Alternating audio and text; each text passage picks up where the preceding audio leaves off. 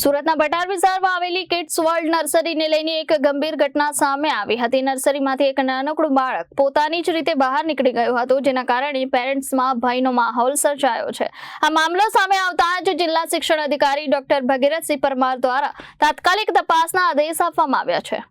સુરતના બટાર વિસ્તારમાં આવેલી કિડ્સ વર્લ્ડ નર્સરીમાં એક બાળક સુરક્ષા વિના બહાર નીકળી ગયાના ઘટના સામે આવી હતી। આ મામલો સામે આવતા જિલ્લા શિક્ષણ અધિકારી ડોક્ટર ભગીરથસિંહ પરમાર દ્વારા તાત્કાલિક તપાસના આદેશ આપવામાં આવ્યા છે। ડીઈઓ મુજબ સૌથી પહેલા નર્સરીની માન્યતા અંગે તપાસ કરવામાં આવશે।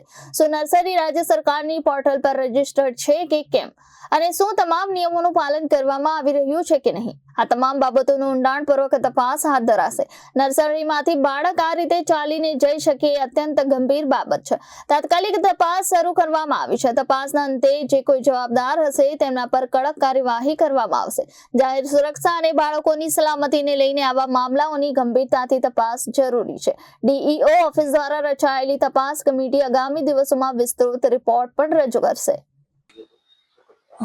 સોશિયલ મીડિયાના મારફતથી અત્રેની કચેરીને જાણવા મળેલ છે કે બટાર વિસ્તારની કિડ્સ વર્લ્ડ પ્રી સ્કૂલ શાળાની અંદરથી વિદ્યાર્થી બહાર જતો રહે છે। શાળાના શિક્ષકો કે kids world pre primary school જે છે તેના સંચાલકોને કોઈને ખ્યાલ નથી, તો આ બાબતે જિલ્લા શિક્ષણ અધિકારી કચેરીમાં ખ્યાલ આવતા આ માટે તપાસ સોંપવામાં આવેલી છે।